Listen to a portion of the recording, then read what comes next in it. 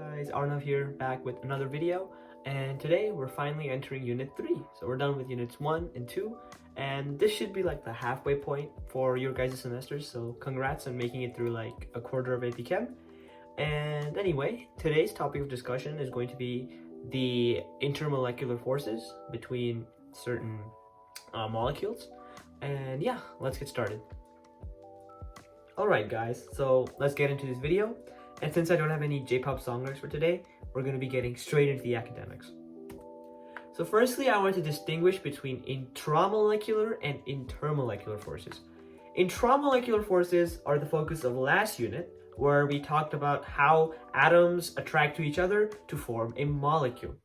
However, this unit's focus is intermolecular forces, where we are looking at how two separate molecules attract to each other and what forces are responsible for that. So the first one on the left is like interatom, and the one on the right is intermolecular, just like the name suggests. Now, the first type of intermolecular force for today's video is an LDF, also known as a London dispersion force. So London dispersion forces cause all types of molecules to be attracted to each other, so you can be polar, non-polar, or noble gas. However, they are the only type of intermolecular force that causes non-polar molecules and noble gases to attract to each other. So for these sad guys, this is the only force that's present.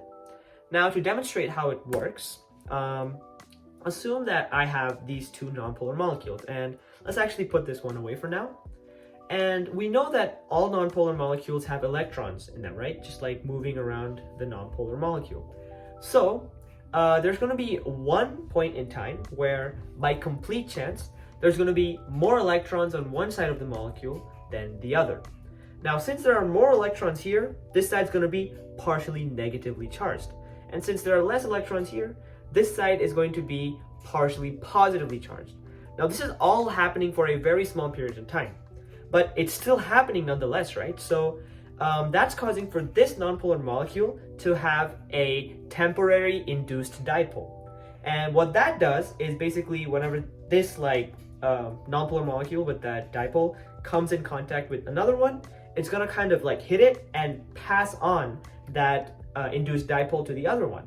And so therefore they're attracted to each other for that period of time. And it's this sort of chain reaction where nonpolar molecules and like noble gases just like keep hitting each other, and they are attracted to each other through this mechanism. Now, to distinguish whether the London dispersion force between two molecules is like relatively stronger than another LDF, you want to look at how big the electron clouds are. And let's dissect why that's true. So let's say we have molecule A and molecule B. Molecule A has a smaller electron cloud, so less electrons overall, and molecule B has more. So what's going to happen with molecule B is that since it has more electrons overall, it's going to have a higher likelihood of developing that temporary dipole, right? Because since it has more stuff, or more electrons rather, there's going to be a higher chance of that temporary dipole forming. And another thing to consider is that when it does form, it's going to have larger charges than molecule A, because we're dealing with more electrons here, so that charge is going to be stronger also. So that is why having a larger electron cloud makes that molecule have a more polarizable electron cloud, therefore giving it a stronger LDF. Now, there's another depiction of LDFs, so it's like the same as the other ones, so yeah. Now let's talk about dipole forces. Now, this is a intermolecular force that only exists between polar molecules. So nonpolar molecules and noble gases can't use this, just polar molecules. Also, another thing to talk about is that they're similar to LDFs in that they're caused by a dipole element. However, here, the dipoles are permanent, they're not temporary. And that's because with polar molecules, like we have here with HCl, you always have like the partial negative charge on the more electronegative atom and the partial positive charge on the less electronegative atom, right? So this creates a permanent dipole. And what that does is that this HCl's chlorine, which has a partial negative charge, is going to be attracted to the other HCl's hydrogen, which has a partial positive charge. So that causes for these dipole-dipole forces to create intermolecular attractions. Now, when we are looking for how to determine which dipole-dipole force is stronger, we want to consider how close the distances between the molecules, because that's Coulombic forces, and we learned that in Unit 1. However, the second one is how great the polarity is. So how great the difference in electronegativity is, because that will cause for there to be a stronger positive and stronger negative charge on each end, which will make the dipole-dipole force stronger. Finally, in terms of like physical characteristics, they also have higher melting and boiling points than London dispersion forces. Now I have like a depiction again of the same thing. However, something interesting to note here is that we also have a repulsion element to consider when talking about dipole-dipole forces. And that's because if the partial positive sides of two molecules or the partial negative sides of two molecules attract to each other, they won't attract, they'll repel each other, since positives don't attract and negatives don't attract, like opposites attract, right? That's one of the founding concepts of AP chemistry. So yeah, that's LDFs and dipole-dipole forces. Alright guys, next up we have hydrogen-hydrogen bonding, which is basically a very specific type of a dipole-dipole force. And that's because in this type of dipole-dipole force, you can only have a hydrogen bond with either a fluorine, oxygen, or nitrogen. So the acronym FON is really helpful because they attract the hydrogen to the FON group, they attract to create a hydrogen bond. Some other things to note are that they are a very strong type of dipole-dipole force. So they're stronger than both LDFs and the dipole-dipole force themselves. And also that they're denoted by dashed lines on paper. Like you have these lines here and here. So that's how you denote a hydrogen bond. Finally, let's go into the ergonomics of how they actually work. So let's say you have a water molecule, right? Like let's use this example on the left here with the water molecule. So you're gonna have an oxygen and two hydrogens, and since the oxygen is really electronegative, it's gonna like hog those electrons towards itself, which will give the hydrogens a partial positive charge. Now, since the oxygen on other water molecules also have the partial negative charge, they will be attracted to this water molecule's like hydrogens with the partial positive charge. So the oxygens from the other molecules will be attracted to the hydrogens on this one, and that creates a hydrogen bond.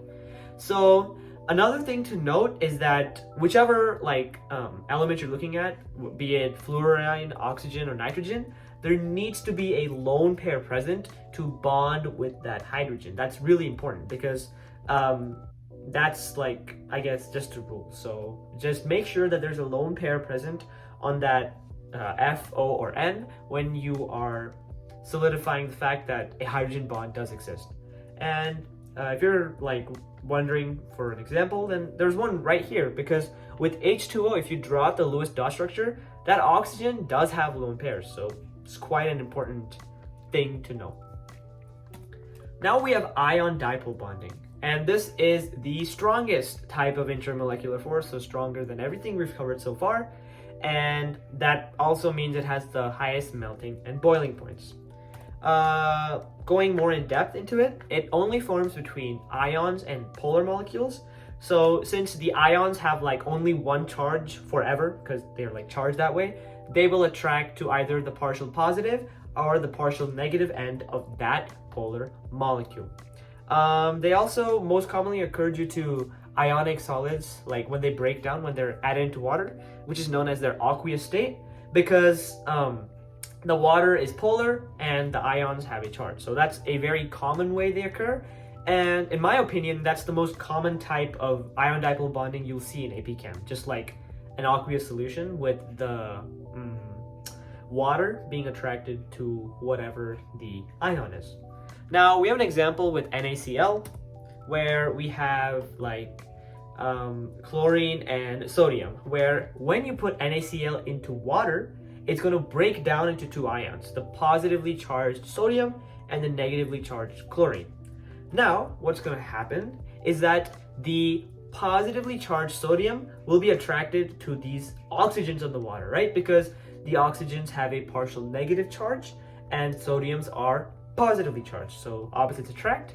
And the same applies to chlorine, where the chlorine ion is going to have a negative charge and is therefore going to be attracted to the hydrogens on the water molecules, because hydrogens have a partial positive charge and chlorines have a negative charge. So once again, opposites attract.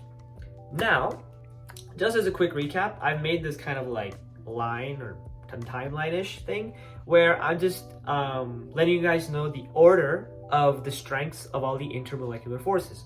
So the weakest one out of the bunch is the London dispersion force, or the LDF. Stronger than that, we have the dipole-dipole force. Stronger than that, we have hydrogen bonding, and the strongest of them all is the ion dipole force. So yeah, just wanted to give you guys a quick recap. Next, let's try and gain an understanding on the topic of vapor pressure. Now, it's quite a complicated one, and we don't go into too much detail. However, I have this like simple definition for it, since we do need to know what the concept is to some extent. So one way to think of vapor pressure is that, imagine you have this container, right? And let's say you have water in it, just like any hypothetical liquid. I just picked water, okay? And as we are heating it, what's gonna happen is like the molecules are gonna go from a liquid to a gas phase and like start floating off, right? And vapor pressure is basically what effect the intermolecular forces, like in the solution, have on the molecules that are evaporating away. So what they're gonna do is they're gonna kind of pull down on that molecule and prevent it from evaporating away, which causes for there to be different boiling points based upon what intermolecular force you have. Now let's further explain what I just said through these three illustrations. Now imagine you have these three solutions. They're all being heated up at a constant rate, right? And on the left, this solution only has London dispersion forces. So that means they're all nonpolar molecules. The one in the middle has London dispersion forces and dipole-dipole forces, which means that all the molecules in there are polar. And then the one on the right has LDFs, dipole-dipole forces, and hydrogen bonding. So here we have polar molecules that are capable of hydrogen bonding. So they either have F, O, or N in them. So after that quick recap, I'm just gonna quickly spoil what's gonna happen. So this solution on the right is going to have the relatively highest boiling point. This solution on the left is going to have the relatively lowest boiling point. And then this solution is going to have a boiling point that's kind of in the middle of the two. And you might be wondering why that is. And that's because basically when you have stronger IMFs, or forces of attraction, as those molecules start to initially heat up and leave, you pull on them and prevent them from leaving. So imagine it's like a gas molecule leaving, the IMFs pull them back down. So that's what's happening on a molecular level. And so if you have a stronger IMF, so in this case hydrogen bonding, you can keep those molecules intact and prevent them from evaporating for a longer period of time, right? And that's what results in the higher boiling point. In contrast, you have LDFs, which are the weakest intermolecular force, they can't keep those molecules intact for too long before they evaporate away. And therefore, they're going to have the relatively lowest boiling point. Again, LDFs and dipole-dipole forces will be somewhere in the middle because they have IMFs that are stronger than London dispersion forces. However, the IMFs are weaker than hydrogen bonding. So if what I just said flew over your head, I don't blame you because it's quite a complicated topic. The two main takeaways from this slide are that there is a direct trend between having a low vapor pressure and high boiling point. So this liquid on the right is going to have the lowest vapor pressure, relatively speaking. And then this liquid on the left is going to have the highest vapor pressure, again, relatively speaking with these three. And then the second trend is kind of obvious, which is that as you have stronger intermolecular forces, you're going to have a higher boiling point. It makes sense. You need more energy to overcome those forces, so that's why you need a higher boiling point. I'll also do some example questions because they really help you guys understand the concept. So first up, my question is, what type of IMFs would be seen if multiple molecules of ammonia tried to attract to each other? and your options at the bottom. And always the first step with these is to draw up a Lewis diagram, so you can determine if the molecule is polar, non-polar, it can hydrogen bond, all that good stuff. So I'm just gonna give you a second to like draw the Lewis structure and come up with an answer. All right, I'm assuming you've tried it. So that's what your Lewis structure would look like, and your answer should be C, which is that the molecule can form LDFs, dipole-dipole attractions, and hydrogen bonding. And let's kind of dissect why this is correct. So firstly, looking at this molecule, we can off the bat rule out D, because we know LDFs exist amongst all molecules. So D is just a no-brainer. It's completely wrong, so we just get it out. It's trash. So next we have A, B, and C. And we can also see that nitrogen here is the central atom. And based on periodic trends, we know that nitrogen is very electronegative, right? So that causes for it to like pull on the electrons here, and nitrogen will have the partial negative charge, and then all these hydrogens will be partially positively charged. Ergo, it's polar, right? So that means it can't be just LDFs, because we have that polar element, so it needs to be either dipole-dipole forces or dipole-dipole and hydrogen bonding on top of the LDF. So it can't be A, it can't be D. Now, all that's left to determine is that if it can hydrogen bond or not. And we can clearly see that it can hydrogen bond, because if multiple ammonia are exposed to each other in this state, the nitrogen is present, so a member of FON is in the molecule, and the partial negative on this nitrogen will attract the partial positive on other hydrogens on other ammonias. So therefore, hydrogen bonding is going to occur, so that's why C is the correct answer. Next up, I've just given you guys a table with molecules and their boiling points, and I wanted you to figure out which one has the lowest vapor pressure. Now this goes back to the last slide, so yeah, all the best. All right, so I'm assuming you're giving it a shot, and the correct answer is decane. It's quite a simple trend that we discussed in the last slide, where high boiling points correlate with low vapor pressures. And therefore, since decane has the highest boiling point, it's also going to have the lowest vapor pressure. So that's why that's the answer. Alright guys, thank you so much for watching my video. And if you did enjoy it, then why not leave a like and subscription down below. Also, if you have any questions, then don't feel afraid to approach me either via the comments or my email that I left down below. And yeah, thank you for your time, and see you in the next one.